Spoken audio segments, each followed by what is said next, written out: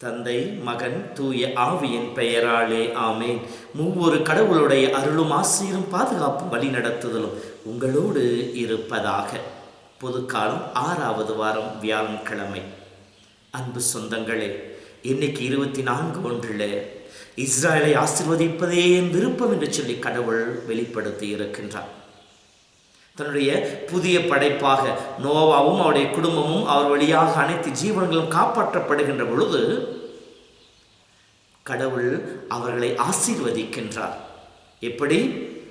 ஆதாம் ஏவாளை படைத்த பொழுது தொடக்கம் 1:28 என்ன ஆசீர்வாதங்களை கொடுத்தாரோ அதை மீண்டும் நோவாவிற்கும் அவர் குடும்பத்திற்கும் அவர் வழியாக அனைத்து படைப்பிற்கும் கடவுள் கொடுக்கின்றார். பழுகி பெருகி பூமியை நிரப்புங்கள், அனைத்தையும் ஆளுங்கள் என்று சொல்லி அதிகாரத்தை கொடுத்த கடவுள் இதோ நோவாவிற்கும் அவர் குடும்பத்திற்கும் அதே அதிகாரத்தை கொடுக்கின்றார். பழுகி பெருகி பூமியை நிரப்புங்கள் என்று சொல்லுகின்றார். மண்ணுலகில் விலங்குகள், வானத்து பறவைகள், நிலத்தில் ஊர்வன, கடல் மீன்கள் அனைத்தும் உங்களுக்கு அஞ்சி நடக்கட்டும். அனைத்து தாவரங்களையும் நடமாடும் உயிர் அனைத்தும் உங்களுக்கு உணவாகட்டும் என்று சொல்லுகின்றார். இங்கே எந்த கட்டுப்பாடும் கடவுள் கொடுக்கவில்லை. அனைத்தையும் பயன்படுத்தி இறை உறவிலே வாழ இறைவன் அழைப்பை விடுக்கின்றான். மீண்டும் மனிதன் தவறக்கூடாது என்பதற்காக முழு உரிமையை அவனுக்கு கொடுக்கின்றார். அவனை புரிந்து கொண்ட கடவுள், அவனை அன்பு செய்கின்ற கடவுள், அவனை முழுமையாக நேசிப்பு அடையாளத்தை இங்கே உடன்படிக்கையின் வழியாக வெளிப்படுத்துகின்றார். நான் வெறுமனே வார்த்தையின் வழியாக உன்னை அன்பு செய்கின்ற கடவுள் அல்ல, மாறாக நீ தவறை நிலையிலிருந்து எழுந்து வருகின்ற பொழுது உன்னை ஏற்றுக்கொண்டு புது வாழ்வை கொடுத்து இறந்து போன எல்லா ஆசையையும் மீண்டும் உனக்கு கொடுத்து நிலைத்திருக்க செய்கின்ற கடவுள் என்பதை வெளிப்படுத்தி காட்டுகின்றார். அன்பு சகோதரமே, இதோ இந்த வார்த்தையின் வழியாக இறைவன் நமக்கு சொல்லுகின்ற பாடம் என்ன? நம் தேவன் அன்பான கடவுள். எசாயா 49:15 படிப்பதை போல, தாய் தன் குழந்தையை மறப்பாளோ, பால் குடிக்கும் குழந்தை தாயானவள் மறப்பாளோ, அப்படியே தாய் மறந்தாலும் நான் உன்னை மறவாத தேவன் என்று சொல்லி கடவுள் தன்னை வெளிப்படுத்தி இருக்கின்றான். எசாயா 43:2-3 இதோ உனக்கு ஈடாக எத்தியோப்பியாவை கொடுப்பேன், உனக்கு ஈடாக எதையும் கொடுக்க தயாராக இருக்கின்றேன். நீ நீர்நிலைகளை கடந்து போனாலும் ஆறுகளை கடந்து போனாலும் அவை உன்னை மூழ்கடிக்காது, தீச்சூளைகளை கடந்து போனாலும் அதை சுட்டடிக்காது, எனில் நான் உன்மேல் அன்பு கூர்ந்தேன் என்று சொன்ன கடவுள். எசாயா 41:10 அஞ்சாதே, நான் உன்னோடு இருக்கின்றேன், நான் உனக்கு வலிமை கொடுப்பேன், என் நீதியின் வழக்கரத்தால் உன்னை தாங்குவேன் என்று சொன்ன கடவுள் நாம் தடுமாறி வீழ்கிற நேரத்திலே நமக்கு பக்க பலமாக இருக்கின்றார். தள்ளாடும் முழங்கால்களை உறுதிப்படுத்துகின்ற சொன்ன தேவன் தாமே நமக்கு துணையாக இருந்து நம்மை உறுதிப்படுத்துபவராக இருக்கின்றார். அந்த தேவன் மீது நம்பிக்கை வைத்து புது வாழ்வை தேடி வருவோம். கிறிஸ்துவோடு இணைந்து புது வாழ்வை பெற்றுக்கொள்வோம்.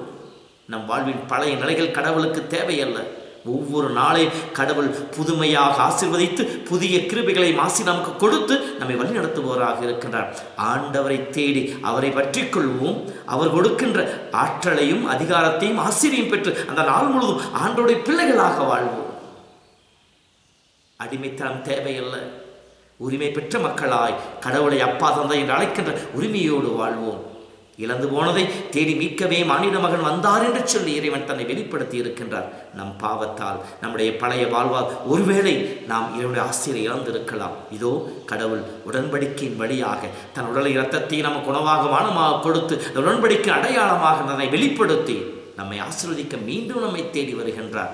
இயேசுவோடு இணைவோம், இறை புகழ் பாடுவோம், இறைவனை உள்ளத்தில் ஏற்றுக்கொண்டு இறைவனோடு இணைந்து இறை மக்களாக வாழ இறையருள் கேட்போம்.